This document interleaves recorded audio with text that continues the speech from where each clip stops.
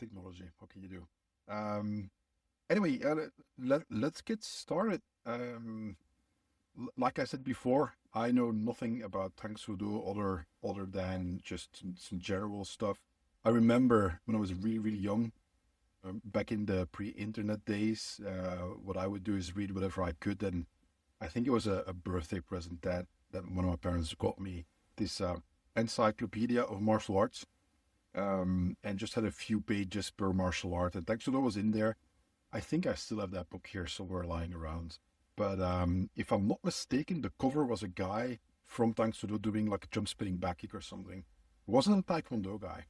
So and that was the extent of my information back then. It's a little bit better now, but we're gonna talk about that. But before we start, I'd just like you to introduce the art a little bit better. So, because people can read online, they can read the Wikipedia page and so on. So for your end as an instructor, how would you, introduce somebody to the art? So the way I usually bring people along to it is I ask them if they know what the word karate means, because obviously when I started, I didn't know what Tang Soo Do meant. It's a new art. It's a different. It seems like a different art. But when you ask people what the word karate means, a lot of people, especially in the UK, will just go, "I've never thought about it before."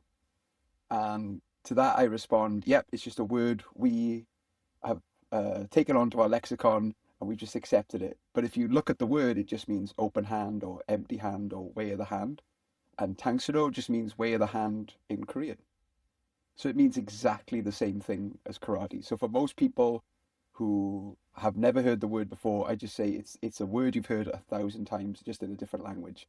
And one of the things I say about all the different martial arts that you were saying about, you can't know about every martial art is that everyone wears shoes, and we all accept that we need to wear shoes. But if we walked around the cities and the towns and we were all wearing the same shoes, everyone would freak out and kind of be like, "Oh, that's odd. Everyone's wearing the same shoes." So I just say, like, you have your shoes that fit you really well, and Tang Soo Do shoes just fit me really well. That's how I describe it to people. Yeah, yeah. So it's would it be fair to say that is a Korean version of Yes, karate, yeah. So just like an yeah, adaptation, or so if you delve into the history of it? yeah, so the way I look at it is obviously you've got the Japanese occupation in Korea, so Japanese influence for 40 years, that's put it in there.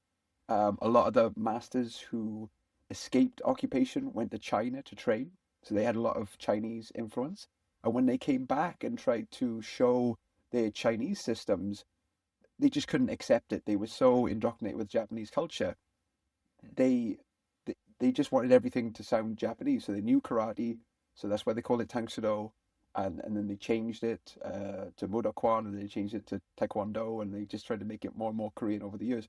But essentially, they were doing their version of karate from what they knew and their influence and everything else. So the best way I say that you can recognize it is if it's very strong, it's probably karate. If it's beautiful, it's Chinese. And if it looks relaxed, it's Korean. So I like to think of it as a halfway point between Chinese arts and Japanese arts. And it's got lots of high kicks. And, we're known for quite crazy things like that. But it's a very again, all styles have inclusion. I like Tang Soo Do because it kind of goes like, well, we do this as well. You like wrist locks, we have wrist locks. If you like grappling, we have grappling limited, I know. But again, in my certain school, I've tried to expand on this because one of the things I try and do as an instructor is take the art that I've learned and from training in other styles, I'll try and look what is missing in our art and fill it in. It's like Bruce Lee said, you need to know when to be a painter and when to be a sculptor, when to add things to your art and when to get rid of things. And I think that's what Huang Ki did when he was developing Tang Soo Do. He'd learned karate, he'd learned some Chinese systems. We're not too sure of which ones he learned. Uh, but he just took elements from it and he melded them together. And I just think that the Japanese ones at the time of his training were more popular. And I just think it came to like what got people through the door. The famous story is he calls it Hua Su Do originally, and that means flowering hand, and he got no students. As soon as he changed the Tang Soo Do Murakwan, he got loads of students. So again, it's like everything else. It's whatever's popular works at the time. Yeah, that was something that I wanted to ask is when when we look at the Chinese influence, Yeah. is like which styles, because there are so many Chinese martial arts styles that it's and they can be vastly different from each other, like night and day. So I was wondering what the influences might be, or if that is like you said, we're not quite sure which styles he did. Has there ever been somebody who's done something like a comparison, like we're looking where did he stay in China? What were the styles that were around there? Is there any new information or on that front? Yeah, so one of the nice things is I have an instructor who's very well versed in this. I'm part of this Tang Soo Do initiative, which is not so much an organization, more of like a training group that we just like to train together. And my instructor, Sabadim Dan Bernardo, he is very much into the history. And one thing he always tells me is everything from those days you can't trust. Like if there's a story from an instructor about it, it's probably made up because it's in these worlds of like my instructor learned from this secret monk who you'll never know. And again, it comes back to marketing. It's like I have the secrets. You come train with me. So he's like, don't believe too much into it. But he definitely, worked on the Huang. He definitely worked on the Chinese railroads, and he did train, but he never got like a formal black belt in any system. He just came and he did a bit of karate, a bit of this, bit of that, but he never got a high rank. And he just took the ideas, and he was really good at putting ideas together. So he took from there, and he put the ideas together. One of the forms that he had that kind of got lost was this Tai Chi Chuan form that he had a version of.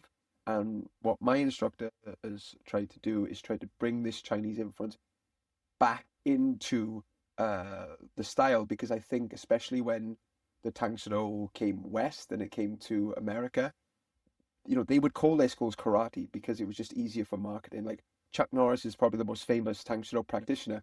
And when you tell people the Tang Soo Do, people go, no, no, no, he was a karate champion. And he go, yes, he was, but he just called his school Chuck Norris karate and things like that. But if you look at the uniforms, if you look at the Budokan badge he was wearing, he was definitely Tang Soo Do. He, again, just for marketing, he called it karate. So one of the things that I've tried to do is just say, I keep calling my system Tang Soo Do because I just want to give credit where credit's due.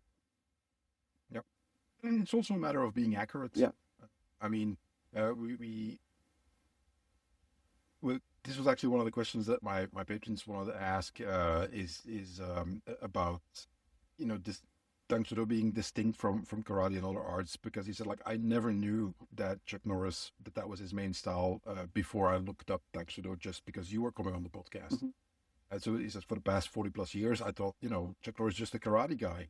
And we've seen this happen before in martial arts in cycles where I remember when all of a sudden when the UFC started getting very popular, and all of a sudden everybody was doing ground fighting, and yes, but we have all that in our system too. Guys who for the past few decades were in all the magazines showing zero ground fighting, just from one day to the next, just like look, we do ground fighting too. So martial arts and self-defense working in cycles is very common. And then we have the whole, like you said, your teacher says you can't trust any of that stuff from the past. Well, there's a lot of, let's say, mythology Yeah. in martial arts and in self-defense as well. I mean, I've been training for a while now, and I can't tell you how many guys that I've seen who, just like you said, yeah, well, my teacher is kind of like a secret teacher. Or yeah, they don't teach publicly, and they very very much like to keep it that way, so they don't advertise, they don't let external people come in. I'd like, okay, then how the hell did you get in, because you're not Chinese? Yeah. But anyway, and then when you look at what he does the exact same thing from a guy that I've seen selling video courses for decades, with it right up to the mannerisms as well, like everything, like a clear copy. And that guy came to my class, and I was like, you don't have to bullshit me. That's fine. I mean, if you don't want to tell me that you trained from video, that's fine as well. But please don't expect me to believe that. So there's a lot of mythology in martial arts to begin with, and that makes it very difficult sometimes to find, okay, what is a true historical record? What did that person learn? Who did he train with? And most of all, the reason why I think it matters is you want to figure out, how does a style work? So the only way to do that is to try to understand, well, why was it created in such a way, like you said, that he clearly was skilled at putting things together. Okay, but what was his purpose? What was his process? That is often lost in time if it's not really well documented. And we're talking again, this kind of stuff happening in a time before YouTube and before the internet. So I'm pretty sure there's not that much documentation left when it comes to the whole process. So when you look at the art as a whole, because you've been training for a long time in the art as well, how do you explain, for instance, like basic principles of the arts? If you look at, okay, you've seen the art, you know, a pretty good overview, and then you want to teach somebody like you says, well, how is that different from karate or kung fu or taekwondo? Okay, here are, let's say, three or five whatever basic principles. This is distinctly unique for Tang Soo Do, or this is a good way for you to understand these principles work on this is how the art is structured. Does that make sense? You see what I mean? Of course. And again, if I could just backtrack a bit for what you said, but you didn't know about Chuck Norris, you might not know this story, or your listeners might not know this story, is that when Chuck Norris and Bruce Lee became friends, obviously Bruce Lee did Wing Chun, he did a low kicking system, and he spoke to Chuck Norris after the demonstration. He didn't understand why Chuck Norris kicked high. Again, just to let you know, Chuck Norris was famous for bringing the spinning back kick into the tournament circuit. That's how he often won his fights. And you were talking about that book earlier. That's got a jump back spinning back kick, very, very synonymous with Tang Soo Do. And then apparently he had this conversation with Bruce Lee where he said, well, if I can kick someone in the head, I can kick them anyway. And then like a year later, Bruce Lee's like the best kicker in the world, and like a better kicker than Chuck Norris is kind of crazy. But yeah, so many things from my childhood that I grew up watching, like the Karate Kid, Teenage Mutant Ninja Turtles. When I look into the history, like Cynthia Rothrock, all these people, I all find their Tang Soo Do, and it's this look and this style of fighting that again you could say like looks good for screen because of the high kicks and the spinning kicks, but it's like so many people being used. Even Bruce Lee's replacement in Game of Death, that when it was like came to the kicking sequences, they used Koreans, and it's like you look at all these great kickers throughout the modern history of martial arts, and usually there's some sort of um, Tang Soo Do background. So when you talk about the principles of it, I like to think that, when I'm teaching beginner students, I always have this conversation with them. It's like, which is stronger, your arms or your legs? And everyone says your legs because you walk around on your legs all the time. What's longer, your arms or your legs? Like if someone tries to punch you and you try and kick them, your kicks are going to be longer. And so I have this layered response of, and I use the film Leon as the example. Leon says the amateur uh, assassin is a sniper from far away, and then when you get really good at it, you use a knife. And I say Tang Soo Do works on that. It's like first of all you get really good at the kicks, and then you get good with your hands, and then later on when you get to like the higher level towards black belt, you get good at grappling and things like the handshake fighting and things like that. So you have this layered principles of like if a kick doesn't work, if I can't keep them away with a kick, I'm gonna have to use my hands. If my hands don't work, I'm gonna have to grapple. Or they've got weapons. Well, Tang Soo Do has some weapons as well. So I like it that there's this layers of learning that go on and go on. And again, I know a lot of people think that Tang Soo Do is just flashy and it just looks good for tournaments, but I've had to use it in the past, and I know students who've had to use it, and I've even had students who've come from what I would call a more self-defense advertised system, like judo, like Goshin Kwai, like these grappling styles, and they've turned to me, and I haven't asked them or anything, but they've just said they feel more confident with what I've taught them than what they were being taught before. And again, like you say, I think it comes from a holistic system that you're becoming physically fit, physically strong, physically mobile while learning these what you would say more core self-defense principles. So that when you do need to move in a certain way, your body listens to you, if that makes sense. Yeah, it does. And just for the record, I mean, again, this is me getting old and having seen this cycle before, is that there's always something going on. Like, what is the most effective martial art? I've never known it otherwise in the past 40 years, and everybody who's older than me and been training will say the same thing. It's always been like that. It used to be, boxing is better than karate. because he actually punched. Yeah, but you guys don't kick. Well, kickboxing is better than that, and then it was Muay Thai, and now it's MMA is like the default in the published consciousness. Like, okay, fighting is MMA fighting. If it doesn't fit whatever's going on in MMA, if people say, well, that wouldn't work in the octagon, then they discard it. Yeah. And I'm like, okay, good luck with that. And the really funny part is that you've seen over time, especially in the UFC, you've seen people start implementing more and more techniques that come from traditional styles that you don't find in wrestling or Muay Thai or what have you. But also that, and I predicted this a few years ago, is that MMA has become a traditional martial art in the sense that they started switching their focus to self-defense. You see MMA and BJJ guys saying like, and I know the background of BJJ, so that's not the issue, but competitors, combat sport athletes and instructors focusing more and more on self-defense and adapting their art and ending up with principles that you don't find in traditional martial arts, but they then don't have the same combat sport background in traditional arts. So this disconnect is what I've seen over and over.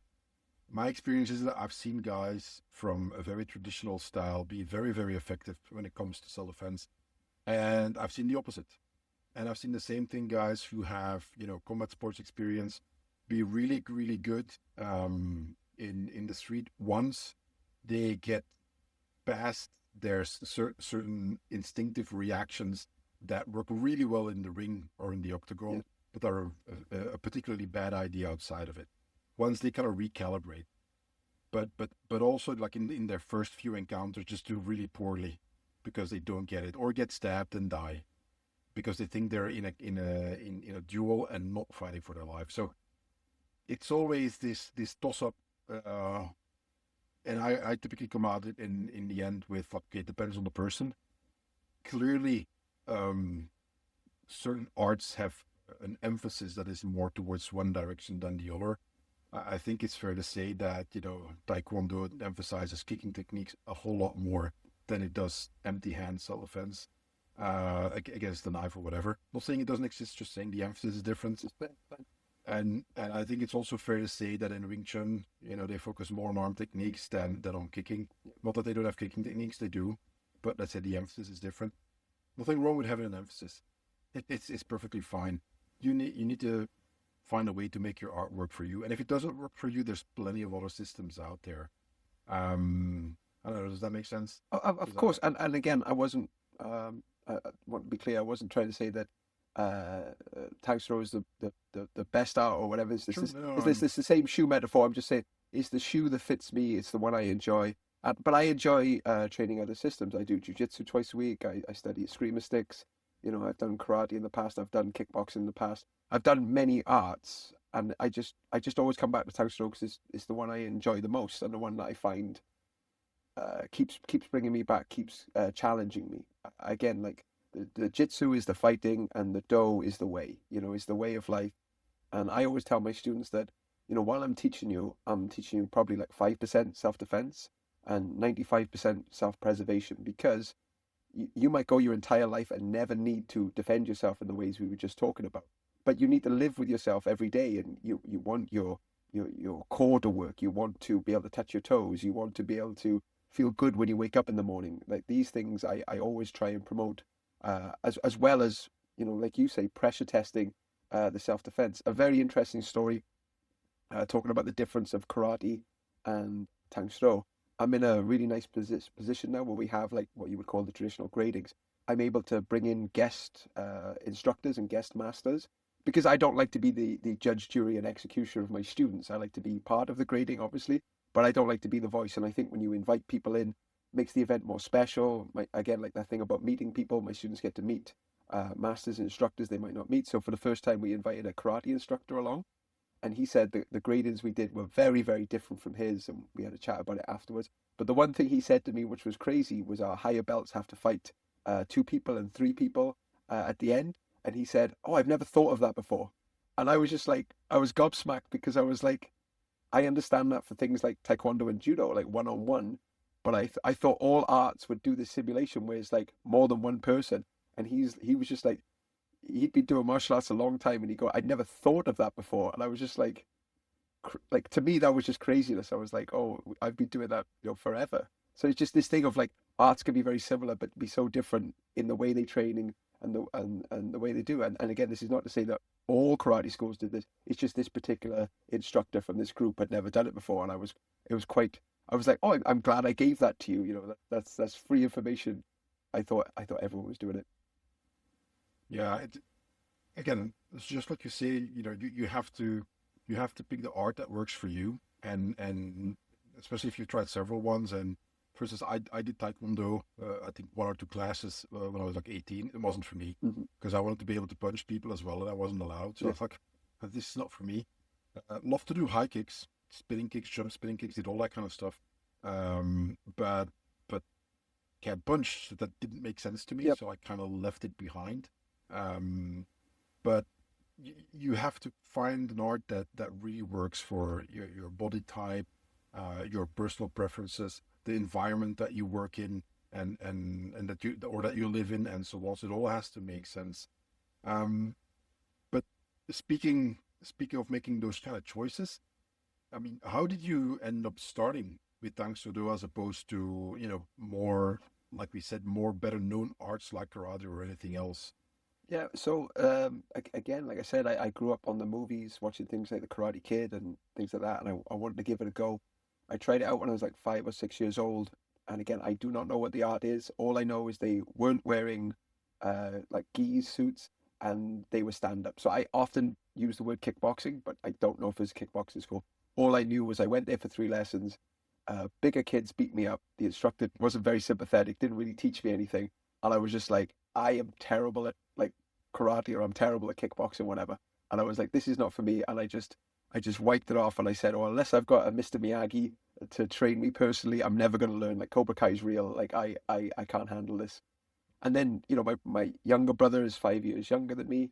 We're in a new town. He's going to the local leisure center where the local martial art is.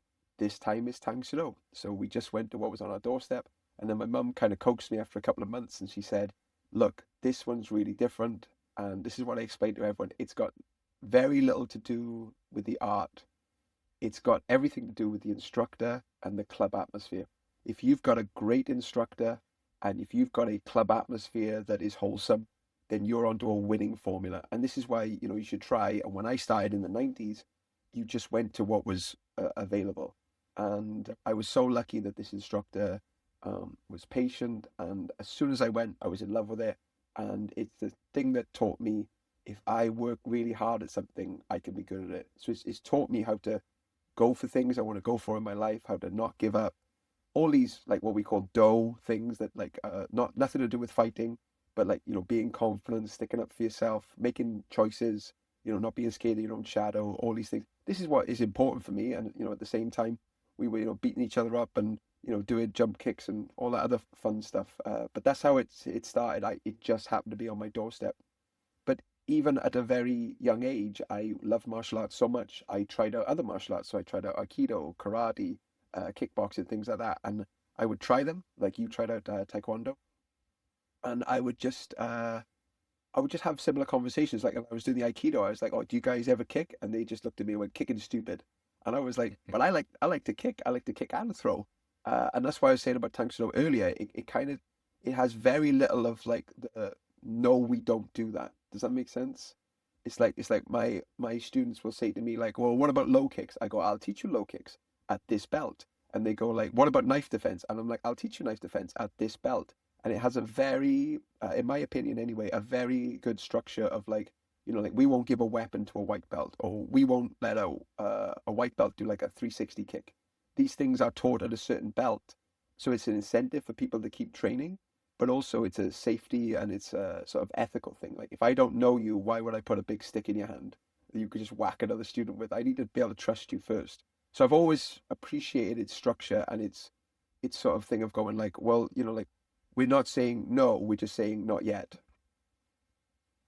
Yeah, that makes sense. And it's also a matter of I would say not just like getting to know the student, but also that. certain techniques and certain skills you have to build up to because you won't be Of, able to get them right away. of It's just course. too complicated or too, I don't like to say advanced, but just that you need to train before you can do that. You don't start in gymnastics with like a double backflip or anything. That's You, exactly it. you start just by being able to walk and roll forward and roll backwards or just, swing forward and backwards somewhere as opposed to just immediately taking a running jump and do a double backflip with 15 rotations or what is it? You don't start that way. No. And this is it as well. When our white belts start, they learn like 4 kicks, 4 punches, 4 blocks, and that's it. And then they get the new belt, they get a new move, build on the basics. So all the basics are built on, and that's the structure of it. And it works for me. I don't agree with like someone coming into a lesson after a couple of lessons and they're like, right, you're going to do everything that the black belt's doing. I've never ever agreed with that system of doing that sink or swim kind of mentality. But also, I don't believe in like black belts doing the same 4 moves that the white belts are doing forever and just like looking at them and going like, well, you just got to do these moves better. Like they all should be challenges. And I always use the push up for it's like if you want to get better at push ups, you need to change the way you do push ups. Or lifting weights is an easier analogy. If you want to get better at lifting weights, you have to lift heavier weights, but you don't start off with the heaviest weight in the gym. No, no, that's right. Now, you wrote a book about forms. Yes, Could you talk a little bit about book? Well, yes, yes. what's it about, who is it for, and so on? Yeah, so my book is called Recipes Do Not Make Delicious Meals. Because in my system in Tang Soo Do and a lot of karate out there, over the years, there's become this disconnect between forms and self-defense. So I don't know, in your system, did you have to do like one steps and things in Uh, in a way, yeah, but not like is traditionally done. yeah. So to traditional one steps from my background, in my old association that I was in, we had to learn 90 different one steps before we could get our black belt, which is way too many, and it's just simply a memory test. And when I was going for my fourth degree black belt in this association, as part of the testing, you had to write uh, a thesis, a 20,000 word thesis. And I just said to myself, well, I want to give this my all. What would I do if I was in charge of the association? And I was like, I would get rid of all the one steps. And instead of it being these random movements that I'm not saying don't work and I'm not saying can't be useful because they can, but they have no connection with what the students are learning. So what do students learn every belt in my system anyway? They learn a new form. So why don't they have self-defense techniques based on their form? And again, instead of it being a long, long list of just this move, that move, this move, I tried to limit it to 5 because I think people can remember 5 things and they'd be taught in the order of their form. So you have opening move, the next bit of the form, next bit of the form, the ending move. And then there would be some sort of principle that would link them all together. So they're not just learning the techniques, they're learning what we were talking about at the start, these core principles that again you can build on. And then the most important thing, and the thing that I thought was missing in my old system and many systems that I saw, was these increasingly difficult pressure tests.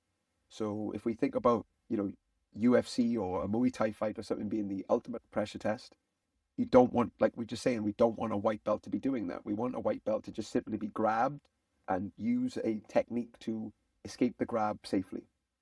And then you have to teach students about preemptive attacks. So the next belt would be someone threatening you, someone not actually attacking you, but stopping you from going about your way. You need to learn to be preemptive. The next belt, well, what happens if they start swinging punches? The next belt, what if they start grabbing you? The next belt, what if they start mixing it up?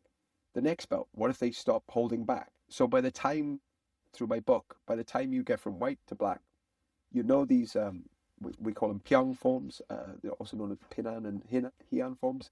5, very common forms that are taught to beginners.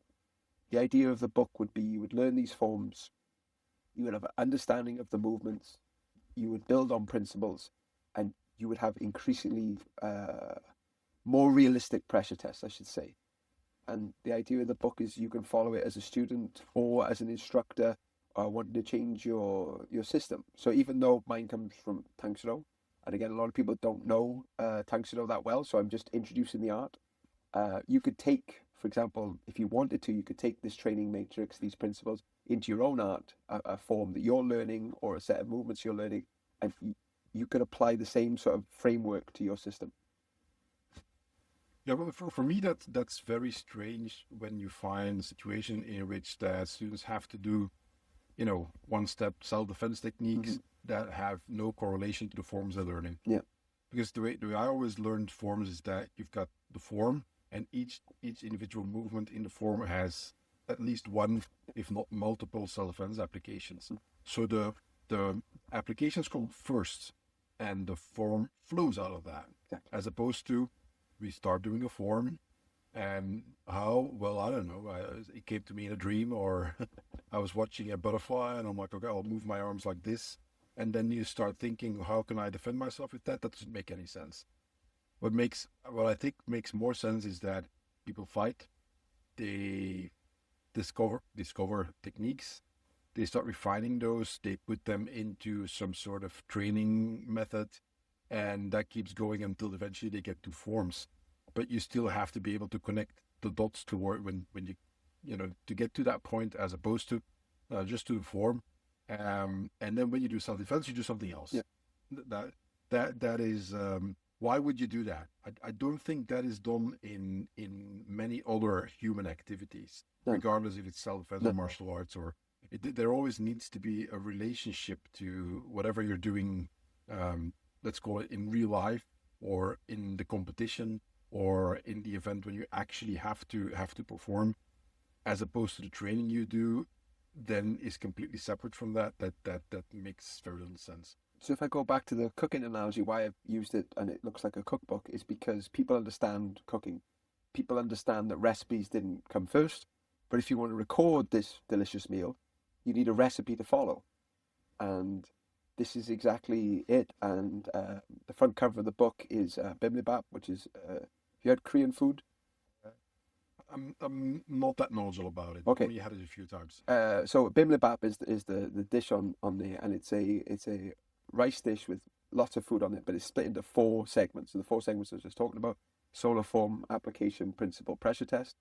But then it's got an egg in the middle, which is like the holistic center, I guess, the teacher, the school, the where it comes from. And then when they serve it to you in the restaurant, they mix it all together. So when they mix it all together, you can't tell what's the form, what's the application, what's the pressure test. So that's what I'm trying to do with the book is I'm trying to mix everything together. So you say you've got this holistic idea of going like we're always doing the same thing. Like so when someone does a takedown, I'll turn to a student and go like that what you just did there was the principles of a low block. And then afterwards they go, oh yeah, it was, but they didn't realize they were doing it. They just did it. And you shouldn't have to think about it, and you shouldn't have to obsess about it a lot. But if like you were when we were talking about it earlier, you need to know where your history comes from. You need to know where these movements have come from and these combative principles have come from. So the forms are just a way of writing it down. They're a way of like you do your form your way, I do my form your way. That's just, in my opinion, that's different handwriting. We just write it down the way we want. Some people have neat handwriting, some people not so neat. Some people have you know very elaborate cursive writing, so like the higher kicks in the Korean forms. But we're all doing the same thing, and I want everyone to understand that it's all connected. Like we're all, even though we're doing these different arts, we all have the same goal, and that's what the book is trying to do. It's just my way of saying hello to the world, because like you say, not a lot of people know about Tang Soo Do, and there might be arts out there who are stuck in, you probably know this term, this 3K karate, who are trying to get out of it but don't know how. So the book is like a a way, a guide to do it. And one of the things that I've done in the book that, again, I haven't read every martial art book out there, but one of the things I've tried to do to make it more interactive is everything I talk about has a QR code that links to a YouTube video so that then they can watch it in motion. So the movement is there in a book, if that's why the people like it written down, that's there. And the nice thing I thought about when the book gets released in May is that people will be able to go to the YouTube link, they'll be able to write a comment and say, this didn't work for me. How do I help with that? And then I can communicate with people after they've written the book. So it's not Yep. just like I give someone the book and then it's like, that's it, bye bye. If people like the book and they like training this way, they can directly talk to me through the YouTube links and things like that. And it's hopefully it's going to be a very immersive experience, which I think people are more used to these days. Yeah, and I think that's a really good approach. I started doing that a while ago for the books that I write and the videos that I make. Just make a resources page on my website, Hmm. like buy the book, and then in the book it says go to this page, and then well, on my site, and then like you'll find a bunch of resources there. And it could be videos, it could be articles, it could be a product that I'm talking about, so that you're not just stuck having to go on this wild search of okay, what exactly does the author mean with this? Yeah. Like you start, everything has limitations. In writing, you can go into a lot of detail about certain things, or bring certain principles across very easily. That would take like half an hour to talk about on video. And on video, you can show in 3 seconds what takes pages to describe. Yes, exactly. So there's a really good interaction between both, and that's why when I start writing and then doing videos, I like that overlap a lot. It's like okay, in the video I can show you a bunch of stuff that doesn't really 100% come across from the page. In the page, I can talk about a bunch of stuff that would just be boring for you to just watch me on a screen talk about this for 15, 20 minutes. Just read it once and then you don't have to suffer through me talking all the time. Um, so when you look at the way you structure the book, um, do you think that it's more like you said, just a guide, like anybody can use this, or would you say like I would prefer that thanks to those students try this first and then expand upon it, or would you just say like no, it's just general enough, thanks to those just only the example that I'm using. Again, Tang Soo Do is the example I'm using because that is where I come from. It'd be very irresponsible for me to talk about another art with authority. I'm using my Tang Soo Do as an example. And again, look, what I would say is like Sensei Ian Abernathy, I go to his seminars a lot, and we always talk about the differences between the forms and the commonalities and the things like that.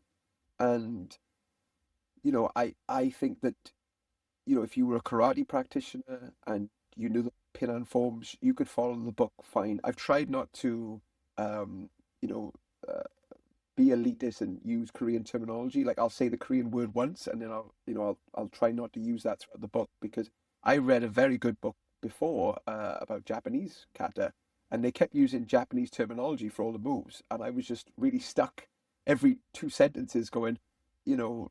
Like, I know what my arshigari is, but it's just like the word I'm using now. But there'll be a term that I didn't know what it was, and there was no English explanation for it. No. So immediately it was like a block. So I've tried to make it, again, I guess it's primarily going to be for Tang Soo Do practitioners, I would imagine. But I'm hoping that other people can read the book and take this idea of building this holistic practice. That again, if your school is already doing this, I'm already talking to the converted. Like if you're doing this training matrix, this four stage, that's great. But I was in a very large association, like the biggest tank association in the world, and none of those guys really did it that I saw personally. And so I know there's a big audience of people out there not doing it.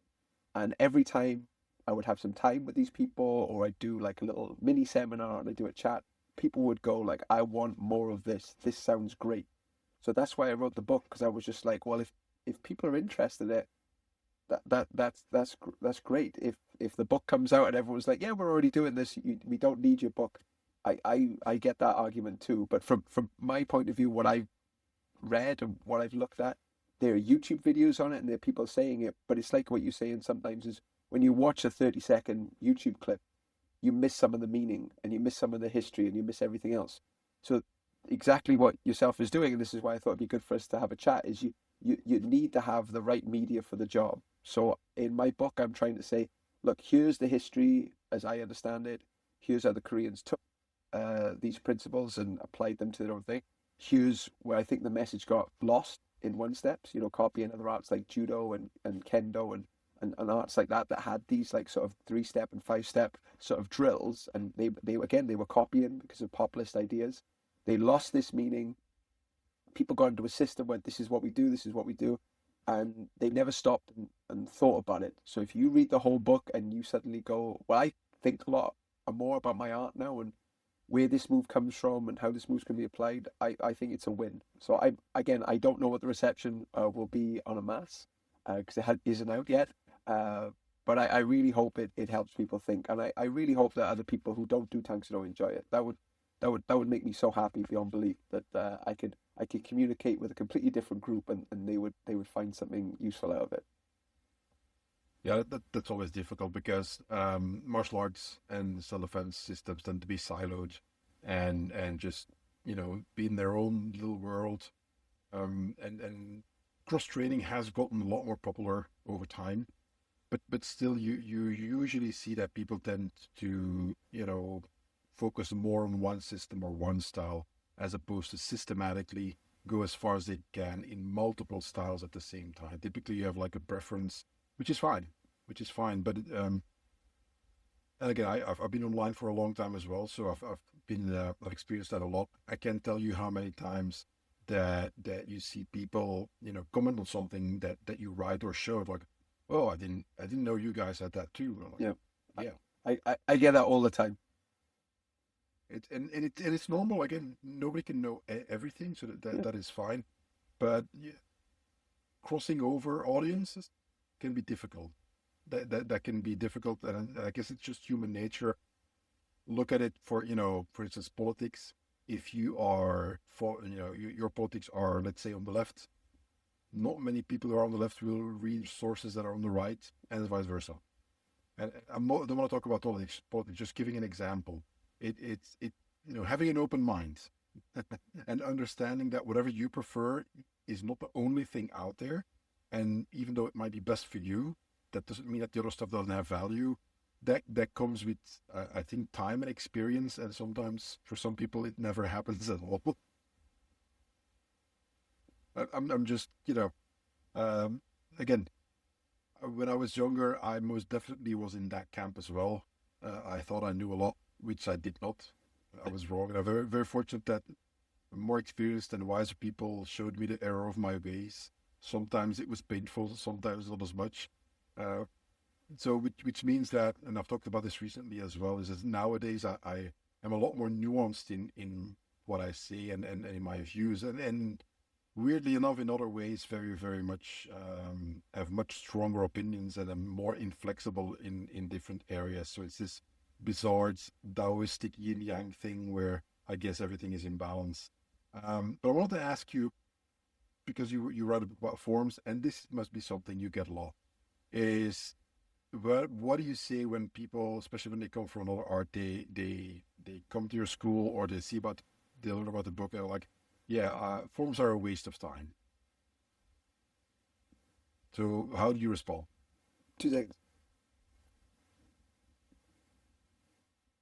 I understand. I understand perfectly the argument that forms are a waste of time, but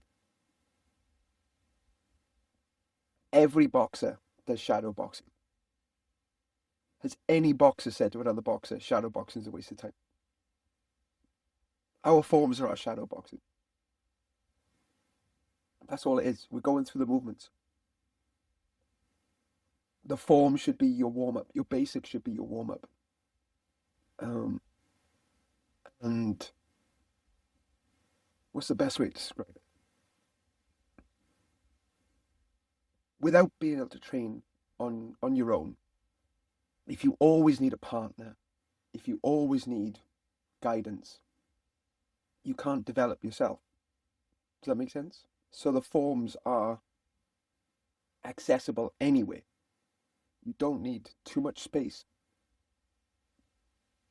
You can do them anywhere. Yeah. They're great. Yeah, and I'm always. I mean, I started learning forms very when I was very young, so it's something that for me became very natural. Over time, I did have to sometimes think like, well, the forms that I'm learning here, they're not that efficient, or they're not the best forms out there, or they are limited. For instance, some of the forms that I learned when I was much younger, I wouldn't be able to do today just physically. The times of me doing a jumping high kick, jumping side kick, and then falling flat on my side, letting myself drop on the floor from that height. my arthritis would not be very happy with that. My body would definitely need some medical care if I'd start doing that kind of training again. And back in the beginning when I was younger, that wasn't an issue. So those forms are out of the question for me. It's one of the reasons why I started doing Tai Chi many years ago because the forms they are still available even at a much more advanced age as opposed Okay. to when only when you're young. And I also agree with the analogy that you said is just the thought of okay we're doing we are basically doing our version of shadow boxing. It's not just shadow boxing. It's more, and you see it differently. You see people doing line drills in ball sports. If you look at, for instance, you see American football, they do similar drills as well, where it's just focusing on a specific kind of movement that they repeat over and over in a certain pattern. Footwork patterns. In basketball, you do the same thing. You do specific footwork patterns and so on. And you're not focusing on getting past the opponent with the ball. You're only focusing on getting that work right, so that when you do, try to make the shot, you're actually in the best position to do so. What I always found very interesting when it comes to forms is that you need pressure testing. You need a partner to train with. You need an opponent to attack you. You need an opposing body to work with. But that always comes with feedback, and the more you crank it up, the more stress that gets involved. Nothing wrong with that. You need that. But that is not a good learning environment. If you immediately have to perform under adrenalized conditions, a technique when you just learn it, you're going to fail dramatically. Barring exceptions, I'm sure there's people out there who will ace it every single time. But most humans, they just can't do that. So we need a training environment that allows for that. Now, like you said, you don't always have a partner. You will not always have a class to go to and so on. So what do you do then? Wait until you can train with somebody again. So my advice then is always like, okay, if you got forms or solo training or drills that you can do by yourself, do it.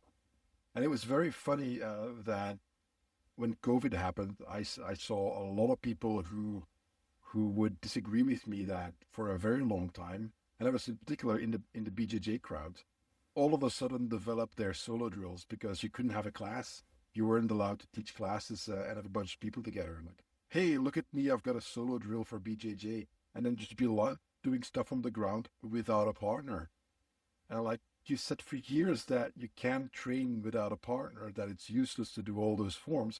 And now basically you invented a form because you're not allowed to have a partner.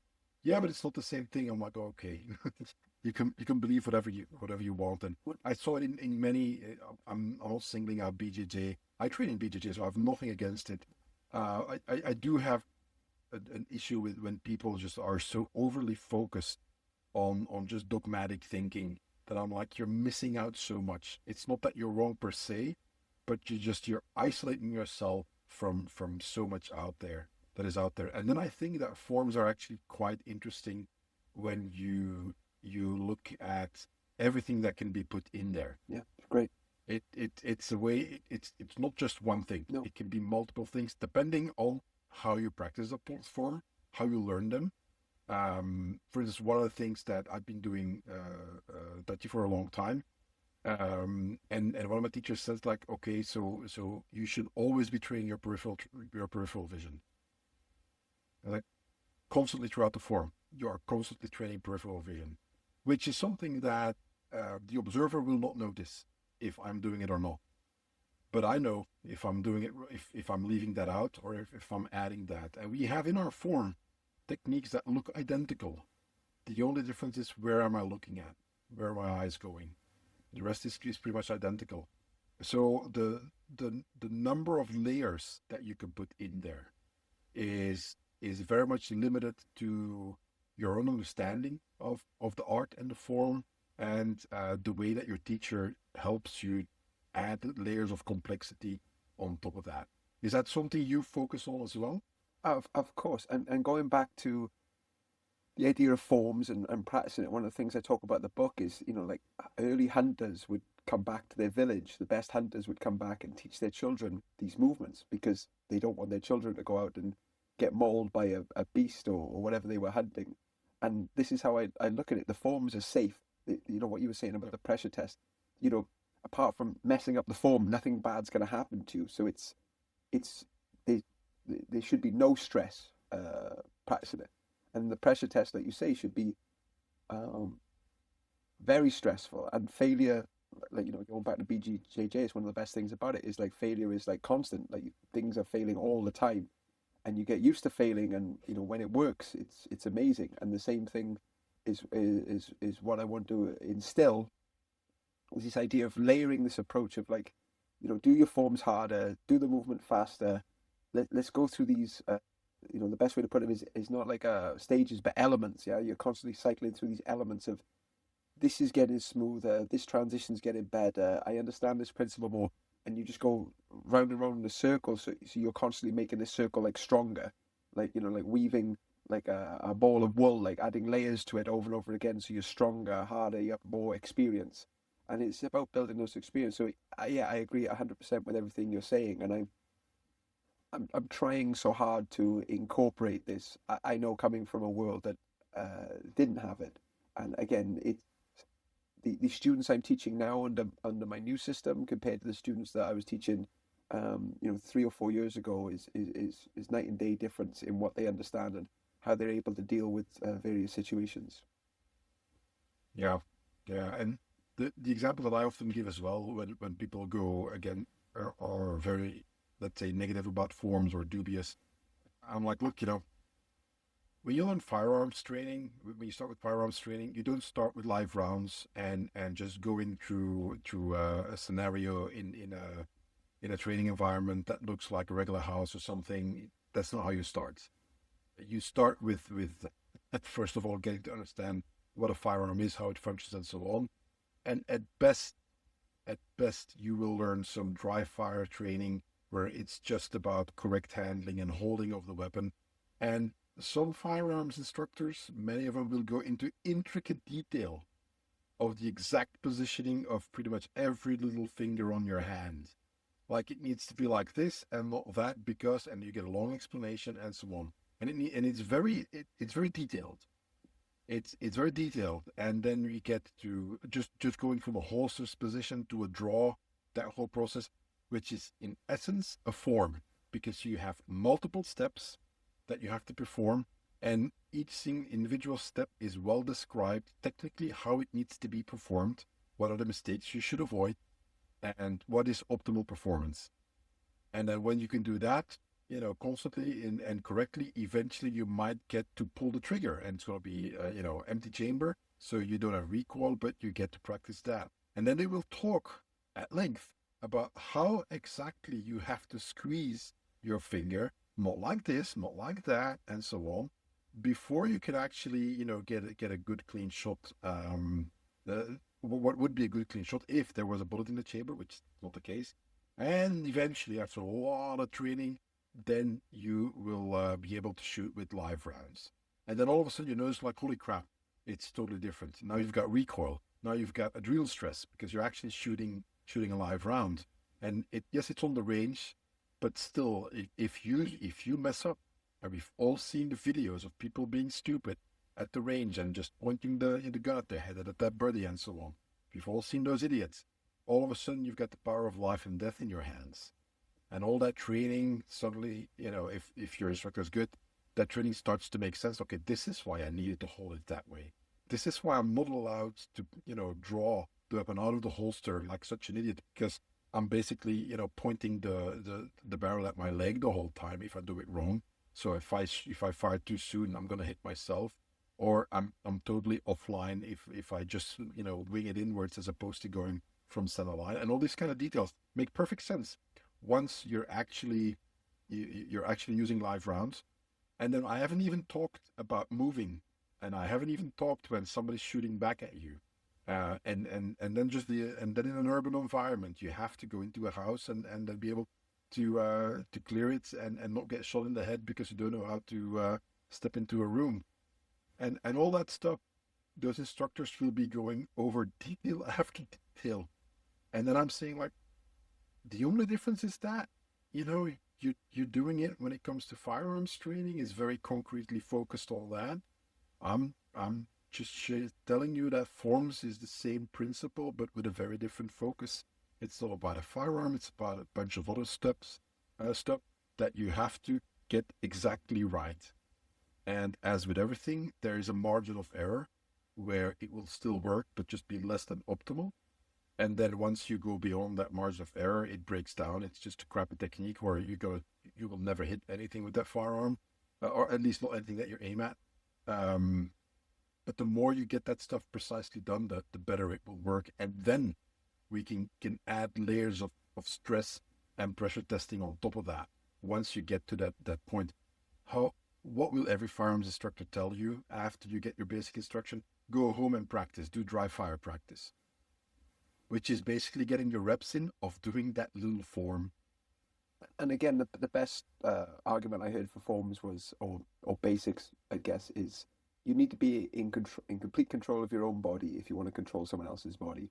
And I often find that the people who are very good at forms, who have their forms down, their timing, their technique, their arm position, everything, they're the easiest people to teach applications to.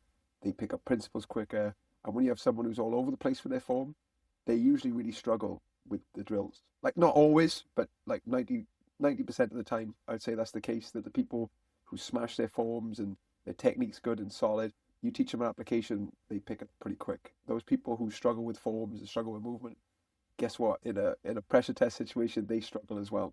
It's like you're saying, you need to have the practice test. You need to have the safe environment, the no fear one before you add the fear and the adrenaline and everything else like that. No, and I mean, and if you don't, if you immediately pressure test, you will self-select for people who are, probably genetically wired for that kind of environment. Yeah. So you very quickly will weed out a bunch of people who would be perhaps be able to become very competent, but they just don't get the time to develop that way because of the training methods. A lot of this stuff is what, when you look at the military in many ways, a lot of that training is often like that. Is they just test you, like the Navy SEALs, they've got Hell Week. Is like they just want to see when are you going to break easily, or will you be able to withstand the pressure? You break, you're out of there. Maybe with more training and more preparation, you would be able to pass. But as is right now, you're out, and we don't care. We've got plenty of other people Yeah. that we will select because they will make the end of that training session. So if we're not in such an environment where it's wartime or it's immediately life and death, then I think you do have the opportunity to take your time and ingrain, good body mechanics and focus and, like you say, coordination. You have the time to develop that. If you have to teach somebody like, okay, you've got 3 days and then you're off to war, or you're going to have to fight your way out of this place, yeah, that's something else. We don't have time, so we have to drill down to certain things. But odds of being successful, then in my opinion, then go down. So you hear very few people say, well, I trained too much. I shouldn't have spent all that time training once their life depends on it. Typically, it's the opposite. It's like, I should have trained harder. So when does the book come out? So the book is launching on May 3rd. We have a big martial arts show here in the UK martial arts show, biggest one in the UK. And I've been there a number of years. They've been really kind to me over the years, and they've helped me promote Tang Soo Do there, and it's gone down really well. So I thought it was a good place to launch the book. But people can pre-order it now from the website if they wish. We'll put the link in the show Thank you notes. very much.